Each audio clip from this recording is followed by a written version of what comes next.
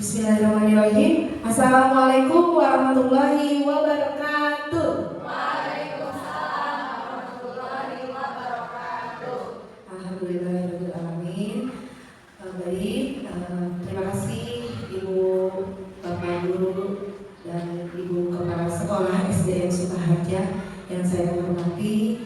Alhamdulillah pada siang hari ini kita dapat berkumpul, Ibu Bapak dapat meluangkan waktunya dalam kegiatan sosialisasi aksi nyata modul 1.4.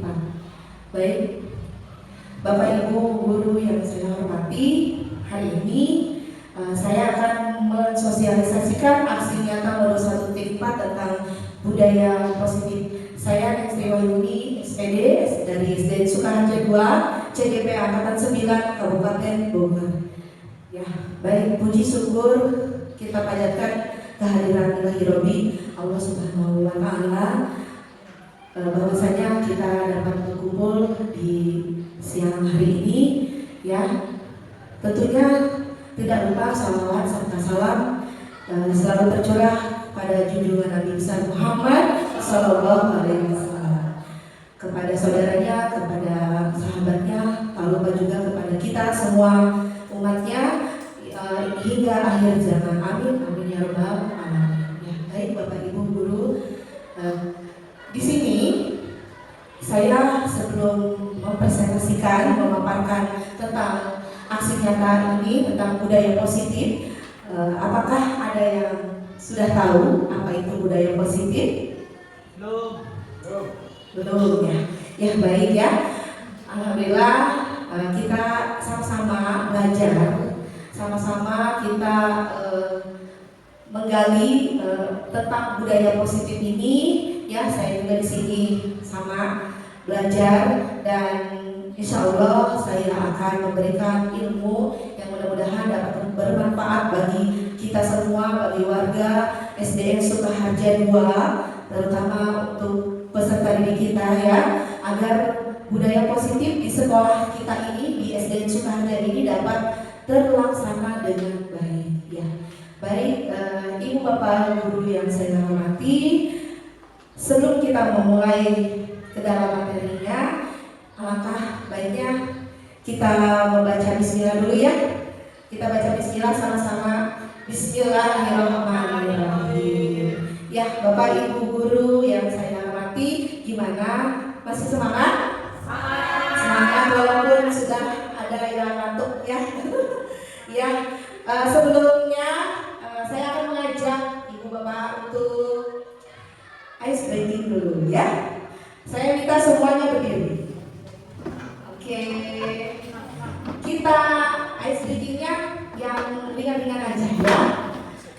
Kita angkat tangan dua-duanya, dibuka, ini ditutup. Mungkin ada yang sudah tahu ya bagaimana ice breakingnya. Buka tutup, bertepuk tangan. Buka tutup,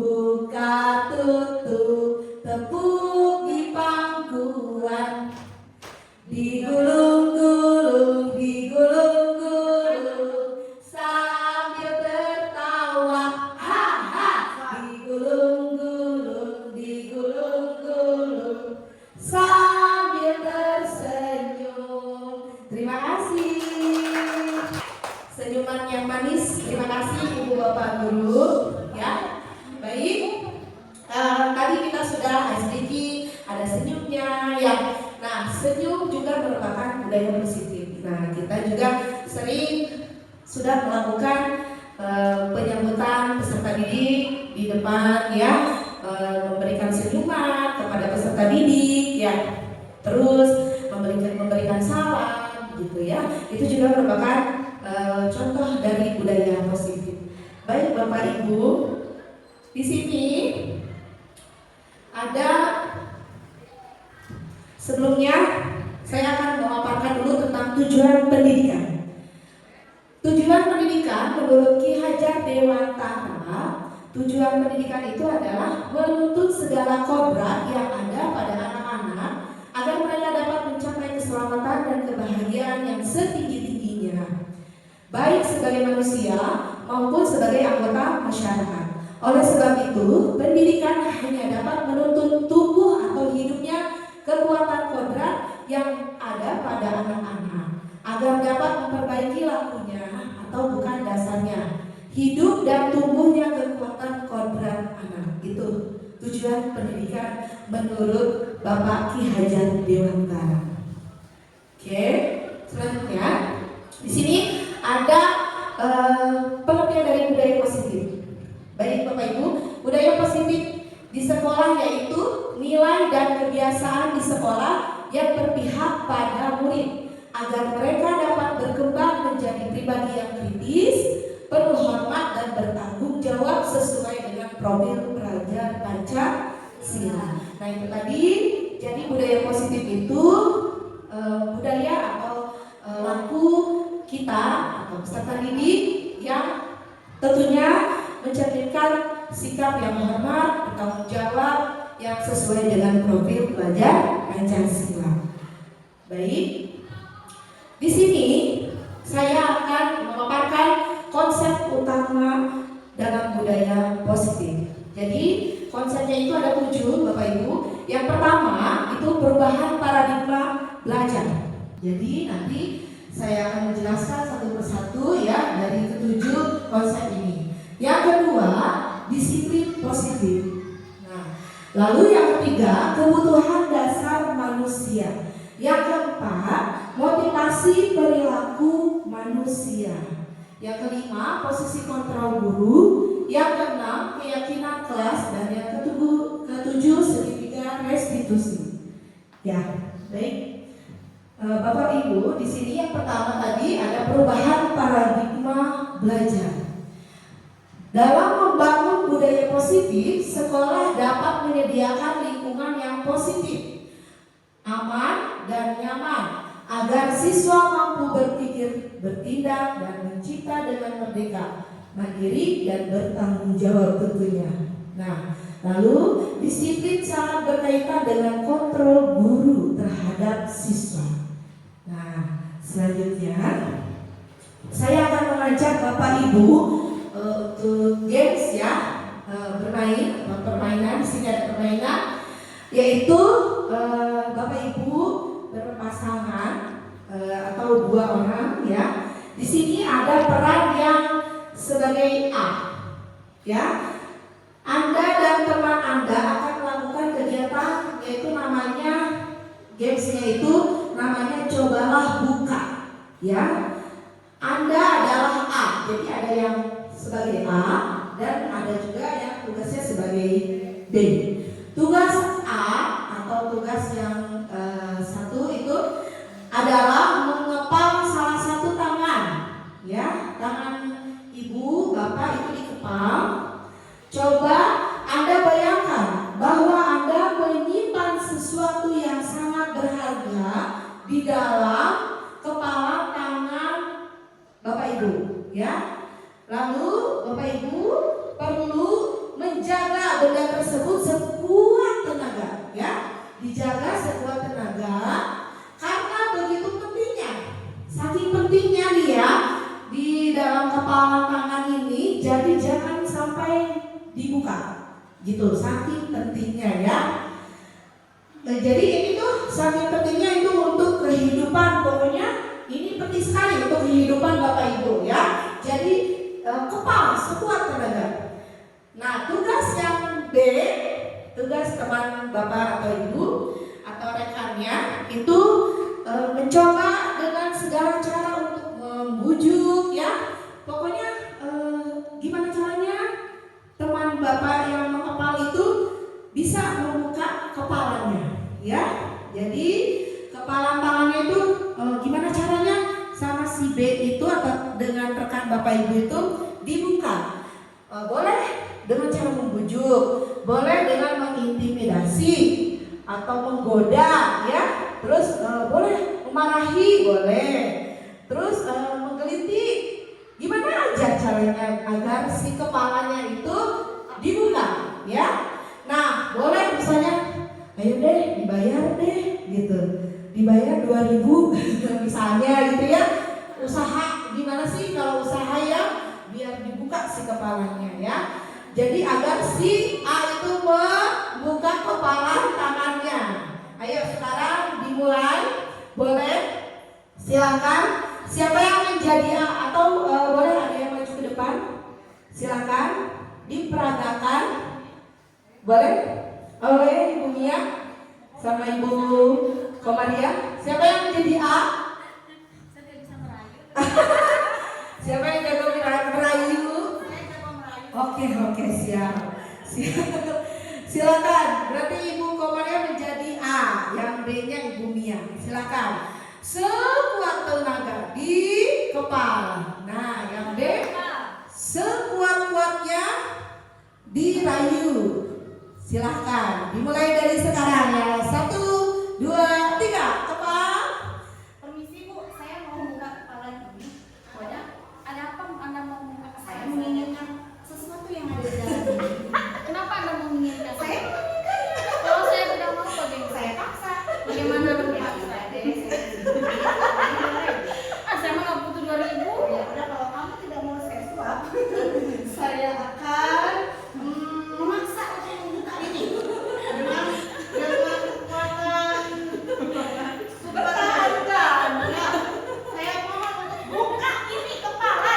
Saya menginginkan sesuatu yang ada di dalam ini. Kalau tidak, ayolah. Oke, terima kasih Ibu Komaria dan Ibu Siti Nusyati. Silakan untuk kembali. Sangat luar biasa ya. Begitu teguhnya memperjuangkan kepalanya tidak boleh sampai terbuka. Meskipun mau dirayu sampai kapanpun mungkin ya tidak akan terbuka. Nah itu tadi adalah sebuah permainan yang judulnya Cobalah Buka. Jadi kita kaitkan dengan kehidupan kita. Nah di dalam peserta didik itu, peserta didik harus bisa mempertahankan ya, mempertanggungjawabkan apa yang peserta didik punya. Ya, begitupun dengan kita sebagai guru ya, sebagai pendidik kita harus sekuat tenaga mempertaruhkan, walaupun itu kalau kasarnya pertaruhkan nyawa juga ya, kita tetap sekuat tenaga dapat menyimpan apa yang kita punya, apa yang kita bisa pertahankan. Jadi kita harus dapat mempertanggungjawabkan atas semuanya itu ya. Terima kasih, tepuk tangan dulu. Nah, di sini ada perubahan paradigma belajar, perubahan paradigma teori kontrol ilustrasi atau ilusi kontrol dari Dr. William Glasser. Yang pertama itu ilusi guru mengontrol murid ya. Yang kedua, ilusi bahwa semua perbuatan positif, efektif dan bermanfaat. Yang ketiga, ilusi bahwa kritik dan membuat orang merasa bersalah dapat menguatkan karakter. Nah, yang terakhir, ilusi bahwa orang dewasa memiliki hak untuk memaksa. Tuh. Selanjutnya di sini yang kedua yaitu disiplin positif. Nah, baik Bapak Ibu, ada makna disiplin positif ya. Makna disiplin. Yang pertama, disiplin berasal dari bahasa Latin ya, yaitu disiplina yang artinya belajar ya. Yang kedua, makna asal dari kata ini berkonotasi dengan disiplin diri dari murid-murid Socrates dan Plato. Yang ketiga, disiplin diri membuat orang menggali potensinya menuju sebuah tujuan apa yang dia hargai. Selanjutnya, yaitu namun dalam budaya kita, makna kata disiplin telah berubah menjadi sesuatu yang dilakukan seseorang pada orang lain untuk mendapatkan kepatuhan. Kecenderungan umum adalah mengubah kata disiplin dengan ketidaknyamanan, bukan dengan apa yang kita hargai atau pencapaian suatu tujuan mulia. Selanjutnya, Disiplin adalah kemampuan memerintah diri sendiri dalam mengontrol dan menguasai diri untuk memilih tindakan yang mengacu pada nilai-nilai yang kita hargai dengan penuh tanggung jawab tentunya, tanpa terperintah oleh orang lain.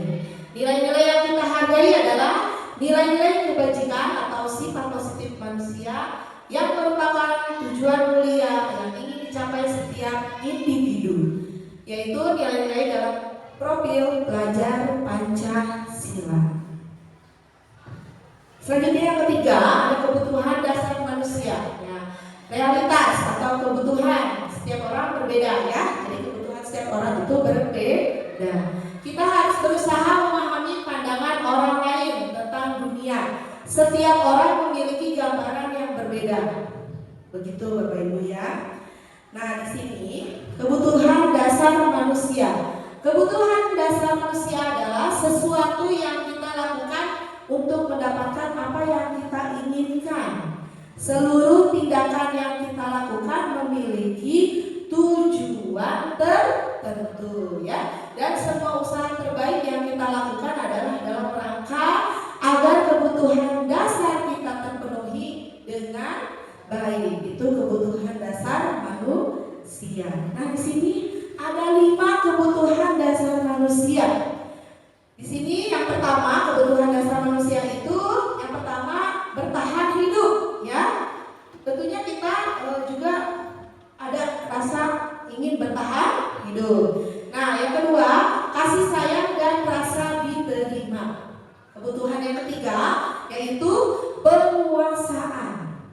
Kebutuhan yang keempat yaitu kebebasan. Dan yang terakhir yang kelima, kebutuhannya yaitu kesenangan. Nah, dalam kebutuhan bertahan hidup itu seperti makan ya, pakaian, tempat tinggal, keamanan, kesehatan. Nah, ada yang kedua, kasih sayang dan rasa diterima. Di sini ada rasa diterima, dipedulikan, berbagi, kerjasama, menjadi bagian dalam kelompok. Nah, yang ketiga, contoh dari kebutuhan penguasaan, harga diri, keinginan, lalu keinginan untuk dianggap ya, terus memimpin, berprestasi, diakui dan didengar. Contoh kebebasan yang keempat ya, mandiri, terus memiliki pilihan mencoba hal baru, lalu mampu mengendalikan arah dirinya. Selanjutnya yang kelima yaitu kesenangan. Contohnya bermain ya, humor, antusiasme, dan tertawa. Itu 5 kebutuhan dasar manusia beserta contohnya ya.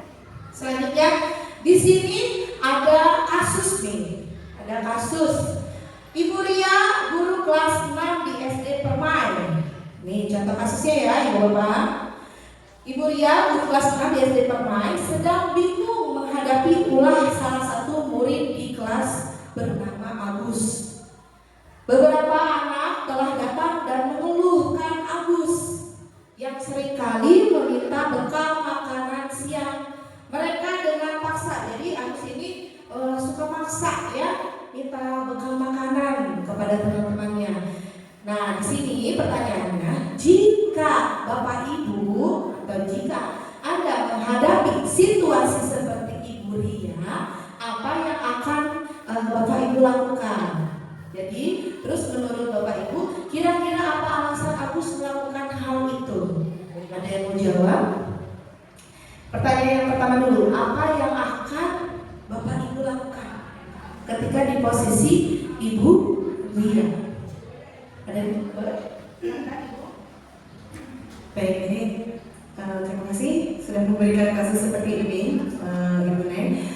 Jika saya menjadi Ibu Ria, tentunya saya akan memanggil terlebih dahulu Agus, siswa yang selalu meminta bekal makanan teman-temannya secara paksa. Saya akan memanggil Agus dengan tentunya dengan baik-baik secara pribadi. Takutnya kalau di depan banyak orang, banyak teman-temannya dia malu. Jadi saya akan secara pribadi memanggil Agus, lalu saya akan menanyakan mengapa Agus sering meminta atau mengambil secara paksa makanan teman-temannya. Itu yang akan saya lakukan. Dan yang kemudian yang kedua, menurut Anda kira-kira apa alasan Agus melakukan hal itu? Kemungkinan Agus ini merasa lapar. Mungkin saja dia tidak sarapan, atau juga dia tidak dibekali uang saku oleh orang tuanya, sehingga perutnya lapar. Sampai dia melihat teman-temannya sedang makan, dia ingin. Nah, mungkin selanjutnya saya juga akan menasihati Agus. Jika memang dia ingin bekal teman-temannya, mungkin alangkah baiknya, bukan alangkah baiknya, tetapi memang seharusnya itu meminta izin dulu kepada temannya. Misalnya, Ani, boleh saya minta bekal kamu sedikit gitu. Dan teman-temannya yang ada di kelas juga seharusnya bisa berbagi dengan teman-temannya yang lain mungkin yang tidak bawa bekal. Mungkin itu salah satu alasan Agus melakukan untuk meminta makanan atau bekal teman-temannya seperti itu. Terima kasih Bu Dewi. Ya, terima kasih Ibu Mia yang sudah menjawab dari pertanyaan dari kasus ini. Jawabannya yang sangat luar biasa, sangat menginspirasi kita ya. Yang memang jawabannya itu dari jawaban Bu Mia itu sangat sangat bagus sekali. Nah, dari jawaban itu kita juga bisa mengambil sisi positifnya. Baik, terima kasih Ibu Mia. Di sini dalam konteks penerapan disiplin positif, kita kaitkan dengan disiplin positif ya Ibu Bapak. Ibu Lia sebaiknya mencari tahu. Nah, seperti yang tadi Ibu Mia katakan, Ibu Mia jawab ya, mencari tahu dulu ya alasan Agus melakukan tindakan tersebut gitu. Lalu agar mengetahui kebutuhan mana yang sedang berusaha dipenuhi oleh Agus. Jadi di sini ada 5 kebutuhan ya.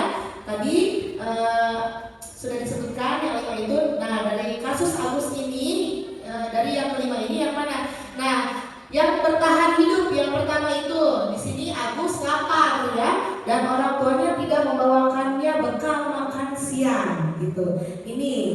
Nah, yang kedua, kasih sayang dan rasa diterima. Di sini ada teman Agus, jadi perhatikan Agus gitu ya. Nah, disiplin positif yang ketiga itu penguasaan.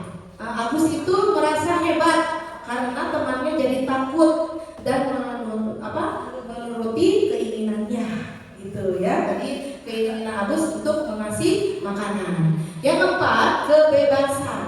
Yang kebebasan itu Agus merasa bosan dengan bekal yang dibawakan orang tuanya karena bekal yang selalu sama. Jadi bekal yang Agus bawa itu aja. Satu minggu teh telur ceplok gitu ya. Jadi Agusnya aduh bosen ya, menunya udah ganti ya. Ada sayur bayam, ada ikan, tapi bekal Agus itu bekalnya itu aja satu minggu itu ya. Itu contohnya ya. Terus yang kelima, kesenangan. Agus hanya iseng dan menikmati ekspresi wajah temannya yang kesal. Itu kaitannya dengan disiplin positif yang dari kasus tadi. Baik, selanjutnya yang keempat di sini adalah motivasi perilaku manusia. Nah, yang motivasi perilaku manusia ini yang pertama untuk menghindari ketidaknyamanan atau hukuman apa yang akan terjadi apabila saya tidak melakukannya. Itu termasuk motivasi eksternal. Nah, yang kedua untuk mendapatkan imbalan atau penghargaan dari orang lain, apa yang akan saya dapatkan apabila saya melakukannya. Ini juga termasuk motivasi eksternal. Nah, yang selanjutnya untuk menghargai diri sendiri, saya akan menjadi orang yang seperti apa apabila saya melakukannya. Ini termasuk motivasi internal atau tujuan disiplin positif. Selanjutnya, nah di sini ada perbedaan hukuman, konsekuensi, dan restitusi. Baik, hukuman itu yang pertama tidak terencana atau tiba-tiba ya. Nah, sedangkan konsekuensi yaitu terencana atau disepakati sesuai harapan. Nah, dari tadi hukuman, konsekuensi, dan sekarang restitusi. Restitusi itu proses menciptakan kondisi bagi murid untuk memperbaiki kesalahan. Nah, saya bacakan satu-satu ya Bu ya. Di sini ada 3 perbedaan dari hukuman, konsekuensi, dan restitusi. Yang hukuman yang pertama tadi tidak terencana, tiba-tiba ya, atau tiba-tiba. Yang kedua, murid tidak tahu apa yang akan terjadi atau tidak dilibatkan gitu. Kalau hukumannya. Lalu bersifat satu arah. Nah, selanjutnya berupa hukuman fisik atau psikis. Konsekuensi yaitu yang pertama terencana atau disepakati sesuai harapan. Dan yang kedua, murid tetap dibuat tidak nyaman. Selanjutnya, sikap guru selalu memonitor murid ya. Nah, itu konsekuensi. Yang selanjutnya restitusi. Restitusi itu proses menciptakan kondisi bagi murid untuk memperbaiki kesalahan. Selanjutnya, proses kolaboratif yang mengajarkan murid untuk mencari solusi sendiri. Oke, selanjutnya di sini ada dihukum oleh penghargaan. Nah, ya dihukum oleh penghargaan, bahwa penghargaan berlaku sama dengan hukuman. Dalam arti meminta atau membujuk seseorang melakukan sesuatu untuk memenuhi kebutuhan, memenuhi suatu tujuan tertentu dari orang yang meminta atau membujuk. Dorongannya eksternal dan akan ada faktor ketergantungan. Beberapa dampak dari pemberian penghargaan menurut Alfie Kohn tahun 1993 yaitu yang pertama pengaruh jangka pendek dan jangka panjang. Yang kedua, penghargaan menghukum. Jadi penghargaan itu menghukum. Yang ketiga, penghargaan mengurangi ketepatan. Selanjutnya yang keempat, penghargaan tidak efektif. Lalu selanjutnya penghargaan merusak hubungan. Nah, selanjutnya penghargaan menurunkan kualitas. Terus penghargaan mematikan kreativitas. Dan yang terakhir, penghargaan mengurangi motivasi intrinsik. Ya, baik. Di sini saya akan mengajak Bapak Ibu untuk mengisi ya. Ini tuh termasuk hukuman atau konsekuensi gitu. Oke. Yang pertama, mencatat 100 kali di dalam buku kalimat. Saya tidak akan terlambat lagi karena terlambat ke sekolah. Sering itu ya? Masih ada yang menerapkan ini? Jadi siswa atau peserta didik disuruh mencatat 100 kali di dalam buku dengan kalimat saya tidak akan terlambat lagi sampai 100 gitu. Nah, ini termasuk hukuman atau konsekuensi Bapak Ibu? Hukuman. Oke, simpan jawabannya ya. Hukuman. Yang kedua, lari mengelilingi lapangan basket 2 kali karena terlambat hadir di sekolah. Hukuman apa konsekuensi? Hukuman. Semuanya jawabannya hukuman. Oke, ada yang konsekuensi? Tidak ada, hukuman semua. Oke, siap. Yang ketiga, pertanyaan yang ketiga, murid diminta untuk push up 15 kali karena tidak menggunakan masker ke sekolah. Konsekuensi. Oke, tadi kompak, hukuman, konsekuensi. Disimpan jawabannya ya. Selanjutnya pertanyaan yang kedua, 3, 4. Yang keempat, menggantikan kertas tugas teman yang telah dicoret-coret. Ada yang hukuman, ada yang konsekuensi. Oke, siap. Simpan jawabannya Ibu Bapak ya. Selanjutnya yang kelima, membersihkan tumpahan air di meja tulis karena tersenggol pada saat belajar. Konsekuensi. Siap. Selanjutnya, murid disuruh untuk mengenakan sepatu seharian di sekolah karena tidak mengenakan sepatu hitam. Hukuman. Murid disuruh untuk mengenakan sepatu seharian. Jadi satu hari itu pakai sepatu aja gitu. Ya, karena tidak menggunakan sepatu hitam. Jadi murid itu kan ada kelas yang dibuka sepatunya ya, masuk ke dalam kelas. Nah, kalau yang ini murid itu disuruh pakai sepatu seharian gitu. Jadi karena dia tidak memakai, kan peraturan sekolah itu harus memakai sepatu berwarna hitam. Jadi masuknya mana? Konsekuensi. Oke. Yang selanjutnya, lari mengelilingi lapangan basket 2 kali karena terlambat 10 menit untuk pelajaran PJOK. Hukuman. Udah? jawabannya? Kita lihat ya.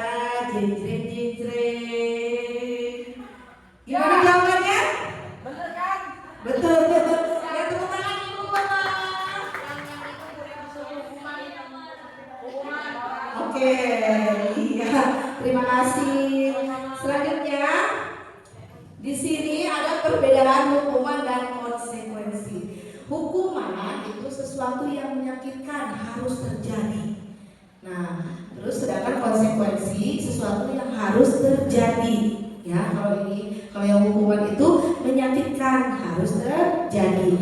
Lalu hukuman membuat anak sakit fisik maupun hatinya untuk jangka lama gitu. Kalau konsekuensi membuat anak merasa tidak nyaman dalam jangka waktu pendek. Nah, selanjutnya hukuman itu anak membenci kedisiplinan gitu. Nah, konsekuensi anak menghargai disiplin. Lalu selanjutnya, kalau hukuman itu paksaan, kalau konsekuensi stimulus atau tanggapan ya. Nah, lalu hukuman mendorong anak menyakiti diri sendiri. Kalau konsekuensi mendorong anak agar mudah menyesuaikan diri. Nah, selanjutnya hukuman itu konsep diri yang buruk. Sedangkan konsekuensi konsep diri yang baik gitu. Nah, selanjutnya hukuman anak belajar untuk menyembunyikan kesalahan. Jadi si anak itu belajar menyembunyikan kesalahan. Berarti berbohong juga bisa disebutkan menyembunyikan kesalahan ya. Kalau konsekuensi anak belajar untuk mematuhi peraturan ya.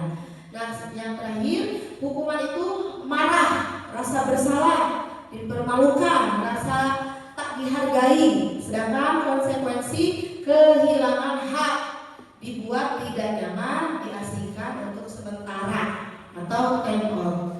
Oke, selanjutnya apa itu restitusi? Restitusi adalah proses menciptakan kondisi bagi murid untuk memperbaiki kesalahan mereka sehingga mereka kembali pada kelompok mereka yang lebih kuat. Restitusi merupakan proses kolaboratif yang mengajarkan murid untuk mencari solusi untuk masalah mereka dan membantu murid berpikir tentang orang seperti apa yang mereka inginkan menjadi dan bagaimana mereka harus memperlakukan orang lain. Itu pengertian dari restitusi. Baik, di sini ada identitas gagal dan identitas sukses. Ya, Bapak Ibu. Di sini ada hukuman, konsekuensi dan restitusi. Hukuman itu negatif, kalau konsekuensi itu netral, restitusi itu positif ya. Jadi ini bedanya. Jadi kalau identitas sukses itu mengarah ke disiplin ya. Kalau identitas gagal itu seperti hukuman. Jadi hukuman itu negatif ya Ibu Bapak ya. Jadi kalau konsekuensi netral, restitusi itu positif gitu. Selanjutnya, ciri-ciri restitusi. Baik, Bapak Ibu, yang pertama ciri-ciri restitusi itu bukan untuk menembus kesalahan, namun untuk belajar dari kesalahan. Yang kedua, memperbaiki hubungan. Yang ketiga, ciri-ciri restitusi yang ketiga yaitu tawaran bukan paksaan. Yang keempat, restitusi menuntut untuk melihat ke dalam diri. Yang kelima, mencari kebutuhan dasar yang mendasari tindakan. Yang keenam, restitusi diri adalah cara yang paling baik. Yang ketujuh, restitusi fokus pada karakter bukan tindakan. Yang kedelapan, restitusi fokus pada solusi. Jadi dicari solusinya gitu ya. Yang kesembilan, restitusi mengembalikan murid yang berbuat salah kepada kelompoknya. Itu ciri-ciri restitusi. Selanjutnya yang kelima, Bapak Ibu, di sini ada posisi kontrol guru ya. Baik, ada 5 posisi kontrol guru. Jadi yang pertama penghukum, yang kedua pembuat merasa bersalah, yang ketiga teman, yang keempat pemantau, dan yang kelima manajer. Jadi coba di sini siapa yang penghukum? Merasa penghukum ada? Ada yang merasa pembuat merasa bersalah? Sebagai teman ada? Sebagai pemantau? sebagai manajer. Nah, ya baik. Selanjutnya Bapak Ibu, sini posisi kontrol guru yaitu sebagai manajer ya.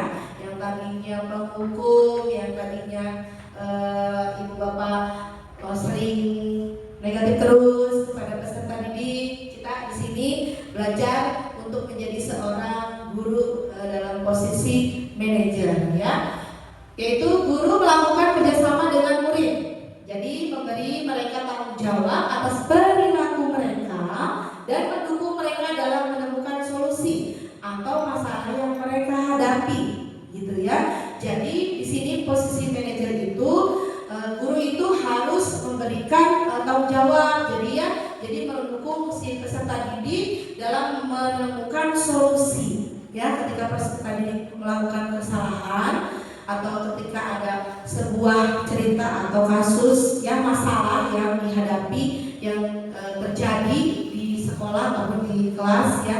Jadi di sini kita harus menjadikan diri kita sebagai seorang manajer ya. Jadi manajer itu harus bisa menemukan tanggung jawabnya dan menemukan solusinya dari masalah yang dihadapi, gitu ya. Nah, selanjutnya posisi manajer itu mengacu kepada restitusi tadi ya.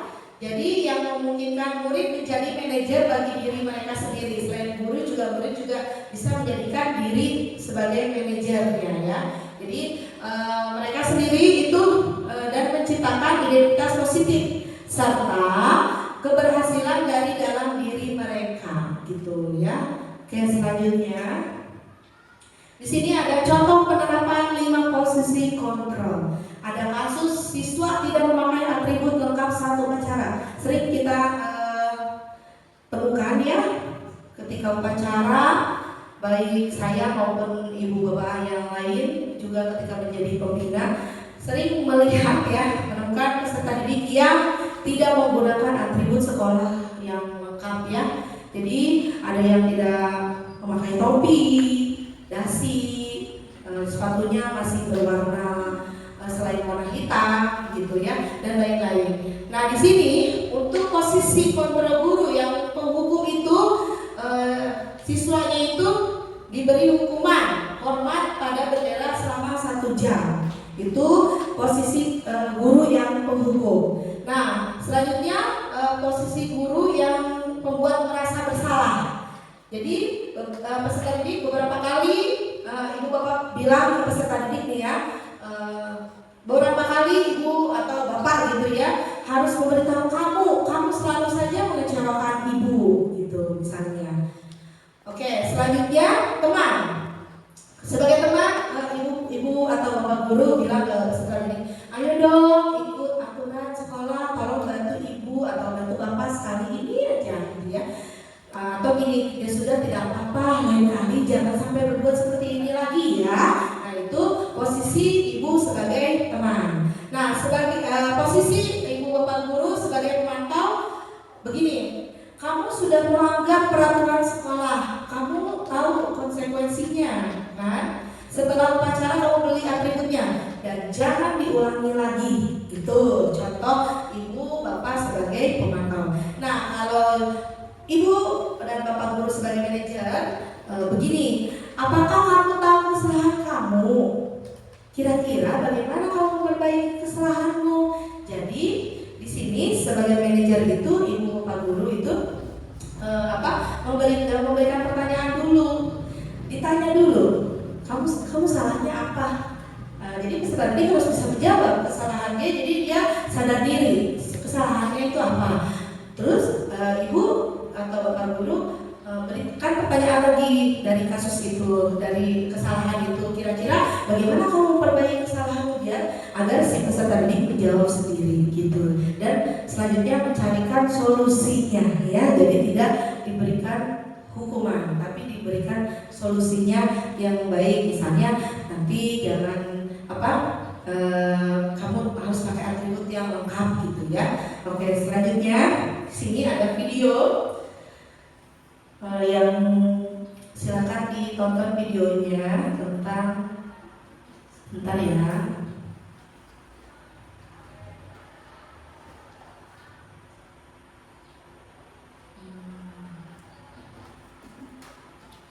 tentang 5 posisi kontrol.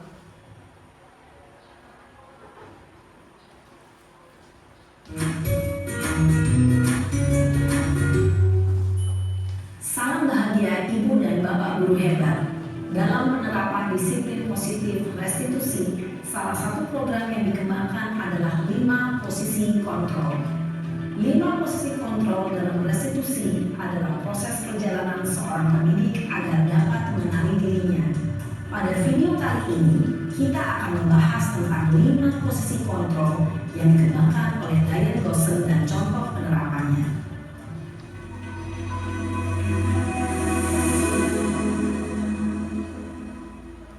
5 posisi kontrol itu adalah 1. Posisi penghukum, 2. Posisi pembuat rasa bersalah, 3. Posisi teman, 4. Posisi pemantau atau monitor, dan 5. Posisi manajer. Untuk lebih memahami kelima posisi tersebut, mari kita saksikan kasus Naren yang terlambat hadir 20 menit di sekolah dan melihat bagaimana kelima posisi kontrol dalam menghadapi masalah tersebut.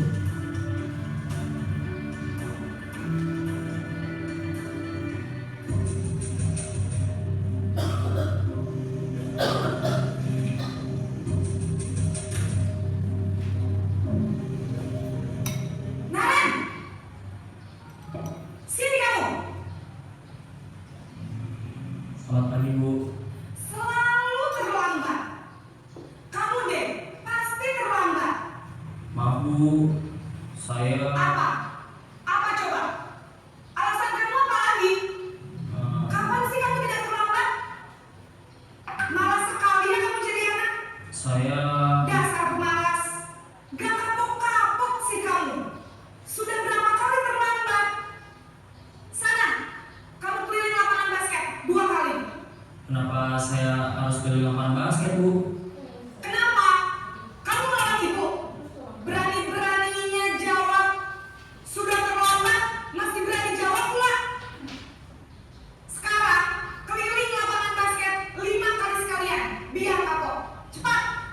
Pergi sana ke lapangan basket.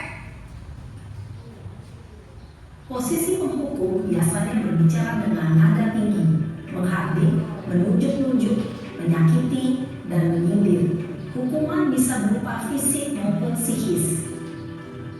Ibu dan Bapak guru hebat, dampak yang terjadi pada murid ketika guru berada pada posisi penghukum adalah murid cenderung akan memberontak, bahkan menyimpan dendam.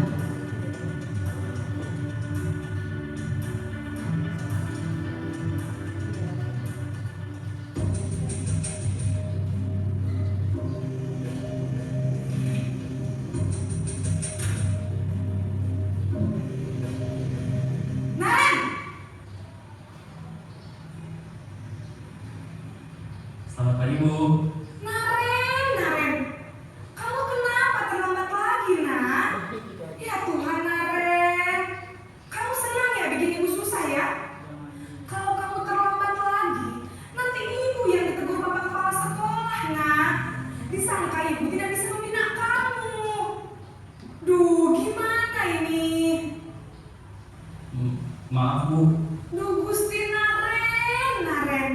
Kamu suka ya kalau ibu ditegur bapak kepala sekolah? Terus, sekarang ibu harus tulis apa ini di buku absen? Ini kamu sudah sering terlambat loh. Ibu harus apa coba?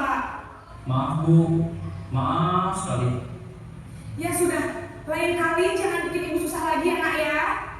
Ibu tidak akan kuat lagi kalau kamu begini terus. Bisa jantungan kalau ibu ditegur bapak kepala sekolah. Sana cepat ke kelas. Maaf ya, Bu. Maaf sekali.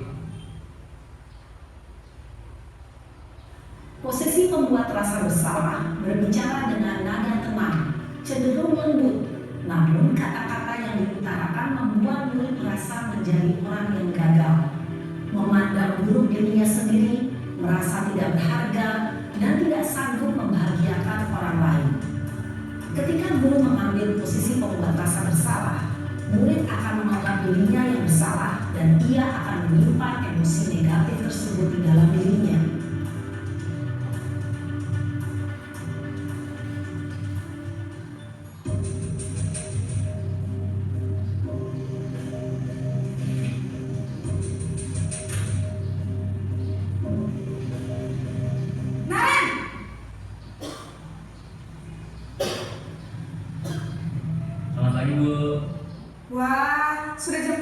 ini nak?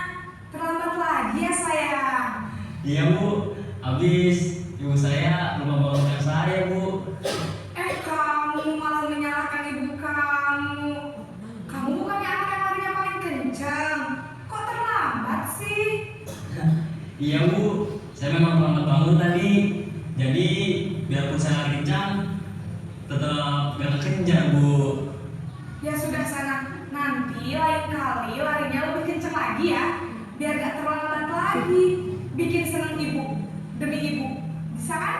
Bisa lah Bu. Ya sudah sana masuk kelas. Ibu beresin urusan absen kamu. Kamu ini ada-ada saja. Dalam posisi teman, guru berbicara dengan nada suara ramah, akrab, cenderung bersenda gurau untuk menjaga suasana tetap santai. Murid akan merasa senang, aman, dan akrab dengan guru. Identitas yang tercipta adalah identitas sukses atau berhasil. Namun, perlu diingat, karena ini masih dorongan eksternal, maka ada faktor ketergantungan dari murid kepada orang tertentu. Di sini, guru absennya, sehingga di lain waktu, murid bisa berperilaku baik, namun hanya kepada orang-orang tertentu saja.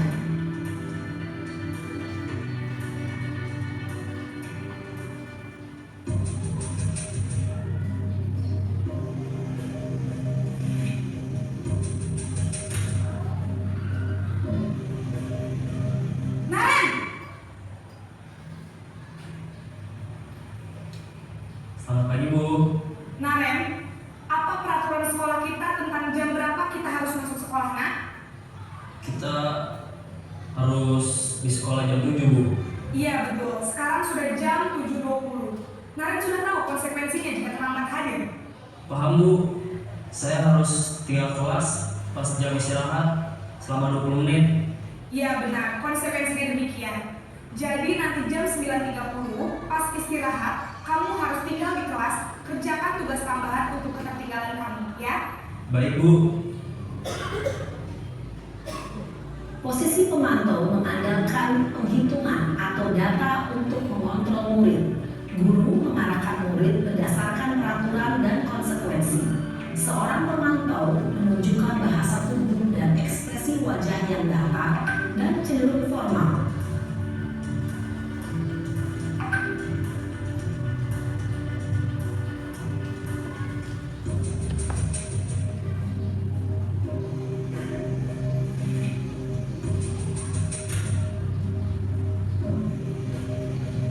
Naren!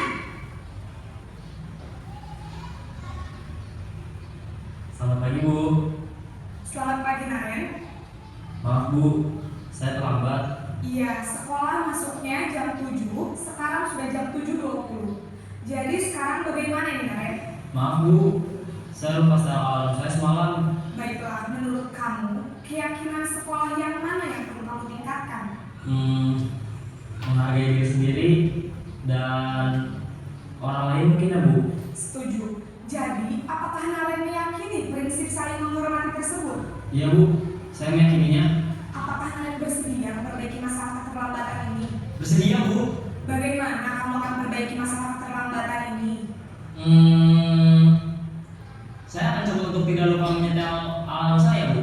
Baik, kalau Naren lupa menyetel alarm di rumah, ada orang yang kira-kira bisa bantu mengingatkan tidak? Ada Bu, kakak saya, Kak Emma. Ada lagi selain Kak Emma? Selain Kak Emma, ada ibu saya. Baik, jadi yang mengingatkan Naren adalah Kak Emma dan ibu kamu ya? Kira-kira akan mulai start alarm kapan nih Naren? Setelah pulang sekolah, akan segera saya lakukan. Baik, jadi Naren akan setel alarm untuk bangun besok pagi dan akan diingatkan oleh kakak dan ibunda Naren ya. Ada lagi yang mungkin perlu dilakukan Naren agar tidak terlambat bangun lagi? Tidak ada Bu. Baik Naren, terima kasih untuk kerjasama kamu. Sekarang kamu perlu kembali ke kelas untuk belajar. Baik Bu, terima kasih. Posisi manajer adalah posisi kontrol yang disarankan untuk membimbing murid memiliki sikap disiplin yang positif, yaitu murid yang mandiri, bertanggung jawab, dan dapat memecahkan masalah. Tujuan dari posisi ini adalah agar murid dapat berefleksi pertanyaan bermakna, sehingga membuat murid dapat belajar dari kesalahannya dan mencari sebuah solusi untuk menyelesaikannya. Ibu dan bapak guru hebat, setelah mengamati adegan 5 posisi kontrol tadi, kira-kira posisi mana yang paling ideal? Posisi mana yang dapat menunjang motivasi intrinsik murid? Ya, tentu posisi manajer. Posisi ini memang posisi ideal yang ingin dituju setiap pendidik. Pada posisi inilah, guru dapat menerapkan disiplin positif yang berpihak pada murid, yang memerdekakan murid. Perjalanan seorang pendidik tentunya tidak mudah untuk sampai pada posisi seorang manajer. Namun, tujuan kita pasti, yaitu menciptakan murid-murid yang mandiri, merdeka, dan bertanggung jawab. Semoga penggambaran 5 posisi kontrol yang telah diperlihatkan ini dapat menjadi ajang refleksi bagi kita semua, agar dapat terus mengasah dan menerapkan disiplin positif yang memerdekakan murid. Mari terus berlatih dan bersemangat. Selamat menerapkan. Salam dan bahagia, Ibu dan Bapak Guru hebat. Iya, itu tadi cuplikan video tentang 5 posisi kontrol guru ya. Jadi yang disarankan ada 5, yang disarankan itu sebagai apa Ibu Bapak? Posisi sebagai manajer ya.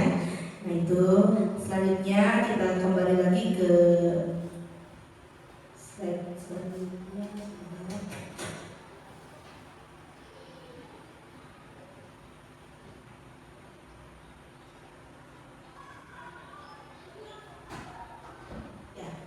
Yang keenam, Bapak Ibu, di sini ada keyakinan kelas ya.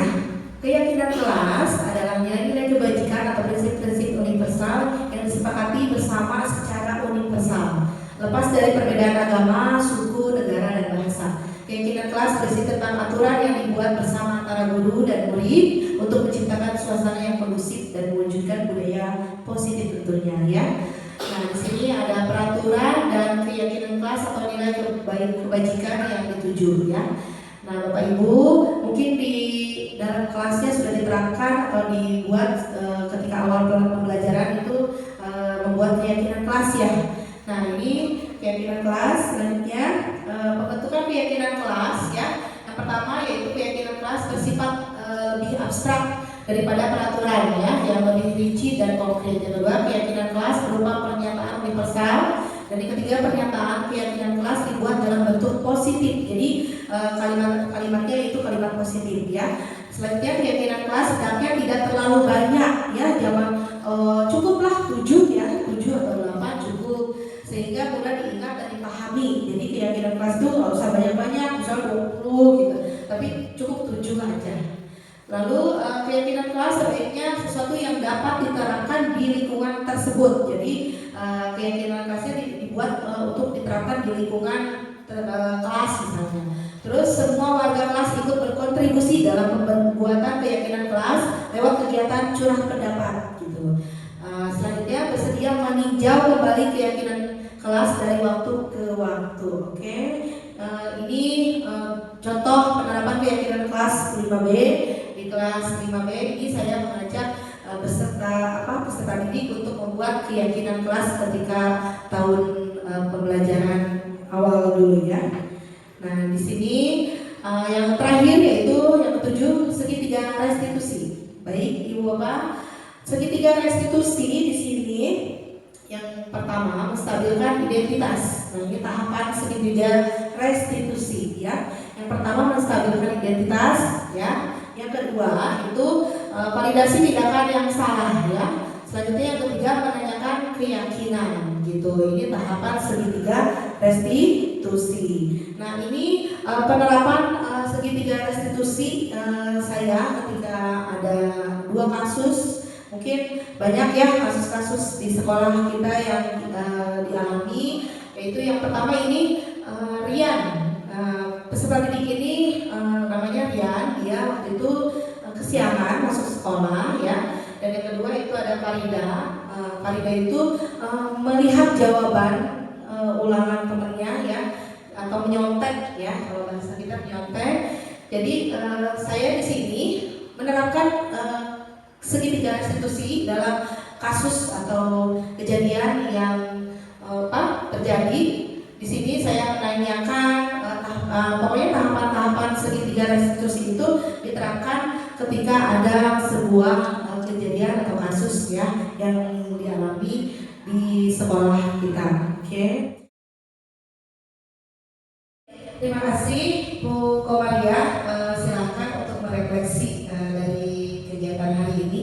Oke, terima kasih Bu Neng. Alhamdulillah hari ini saya dapat banyak sekali ilmu ya yang membuat nambah wawasan saya bagaimana cara berpikir kita, terutama pandangan kita tentang 5 kontrol guru yang memang sebetulnya tuh hampir 4 ya. Kalau mungkin manajernya tuh baru ya, yang baru kita, dan alhamdulillah di hari ini tentang 5 kontrol guru itu satu yang memang paling tepat di antara yang lain karena dapat memulihkan dan membuat positif ke depannya sehingga anak itu menjadi pribadi yang lebih baik.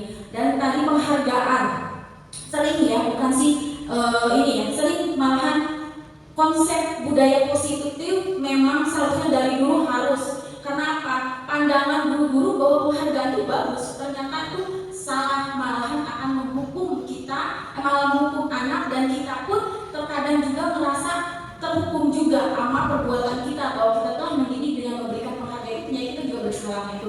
Jadi membuka hari ini itu membuka wawasan kita, membuka cara berpikir kita tentang 5 kontrol, terus tentang arti penghargaan, dan juga tentang bagaimana kita menindaklanjuti ya dengan segitiga restitusi. Nah itu tadi segitiga restitusi adalah terkadang kita langsung tegur udah selesai di situ.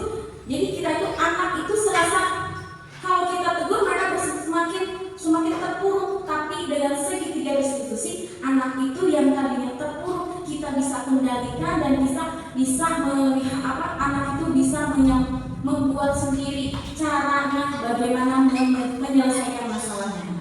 Pembelajaran yang didapat tadi berupa ya tadi ya Bu ya, ada 5 kontrol guru, penghargaan, segitiga restitusi, dan masih tadi pandangan tentang manfaat ya tadi ya konsekuensi, tentang tadi jangka panjangnya gitu. Perasaan saya setelah mengikuti ini yang pasti saya senang, saya sangat senang sekali, dan saya akan mengimplementasikan terutama tadi budaya positif ya tentang segitiga restitusi agar anak itu setiap ada kesalahan tidak langsung harus mengejudge ya.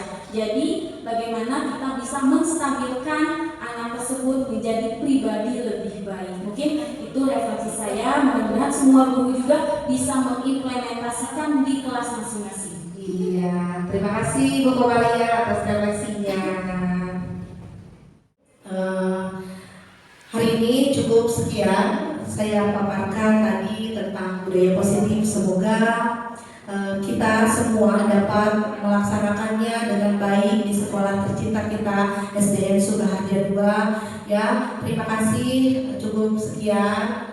Mudah-mudahan ilmu yang sudah saya berikan dapat bermanfaat dan kita sama-sama melaksanakannya dengan baik ya. Saya akhiri dengan ucapan wassalamualaikum warahmatullahi wabarakatuh.